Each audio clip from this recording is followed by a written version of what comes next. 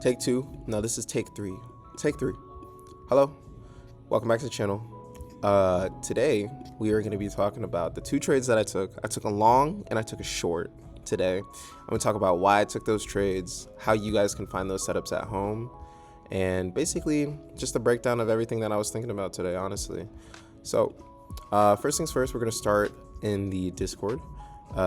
Yesterday at 12 a.m. I was doing some analysis trying to get ready for this morning, and I noted that I wanted to see 5595 through 88. It was a volume imbalance on the 4-hour chart. I wanted to see if this would get respected to move higher or move lower, and that's exactly what we did in the morning. If we pull up the ES chart right here, this is the volume imbalance that I'm referring to, and notice price completely respects this as a bearish PD array and delivers efficiently. I did not take the trade on the ES, so I'm going to be breaking down the NQ. But using both of these pairs really allowed me to see the bigger picture today and take a scalp long in the morning and take the short as well for 130 points. Definitely more than enough. And it was beautiful. So let's kind of just break down this 15-minute chart and what we're seeing here. I do have liquidity marked here at the 330 Asia highs that we also swept in the morning, and on top of that I had marked out the 830 high because we did have a news driver today. So we have a SIBI, we have a 1 hour order block, we have liquidity swept on the 830 and at the 330 time frame. A lot of things are lining up, and when you see all those things, you definitely have to execute. So today we're going to talk about my long trade first and how I identified that. On the 1 minute time frame is where I operated on today. We had a set of equal lows for our London lows around 4 o'clock here, and I wanted to use this as a liquidity pool to actually reverse us long. Usually when we have 10 a.m. news drivers, that 9:30 expansion is kind of like a manipulation leg to swing us up to move us eventually lower on like a power 3 type of concept. When you come into the morning and you see price action that kind of looks like this, you need to be able to determine, actually this is a buy model here, and although I want to short and that the market is bearish for today, certain things need to happen still, and you need to wait for that. In this case, I'm really good at reading 1 minute price action, and I was ready to take a trade just out of all the preparation that I did this morning. And that's exactly what I did.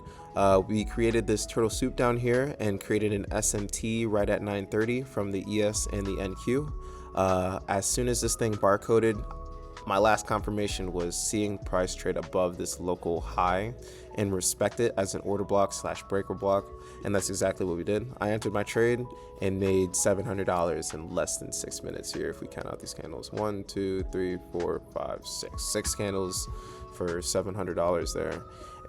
It's a pretty short and sweet. Why did I choose the 830? Because 830 news candle is a prominent candle. It's not the exact 830 candle, but this series of candles printed this high, so it's an important high, and you start to understand that with more time and just trading in general, and hopefully I can kind of bridge that gap for you guys today. Now the sell model. So we're respecting a 1 hour order block. We swept 830 liquidity, we swept 330 liquidity, and now we're starting to stagnate and stop in price and create a market structure shift.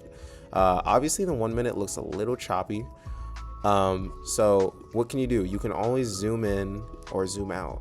So if you actually look at the 2 minute today, it is a perfect 2022 model. You can see the stop rate up here at 956, and then you see the market structure shift / order block created right here. Price trades up into it, completely respects it, and then dumps lower.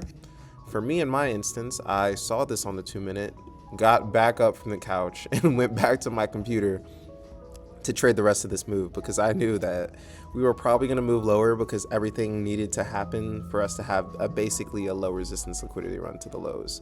So I ended up taking this trade right here off of the breaker block and basically just marked out this breaker block like that. As soon as we broke below it, I'm using it as an inverse, and if we start to respect that PD array as bearish, once we start delivering that bearish order flow, I just want to enter, and that's exactly what I did. We got speed below the lows and we started just slowly stagnating down. I took 3 contracts off here at a 60-point partial. and then ended up adding 2 more contracts for 5 more, all the way down to this 130 point external draw. We ended up still running, but I do not like trading after 11 o'clock.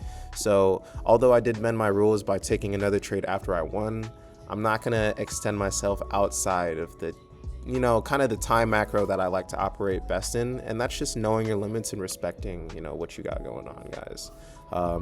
But yeah, those were my trades for today. Hopefully you guys enjoyed that little breakdown. If you guys have questions, definitely hit me up in the comment section below.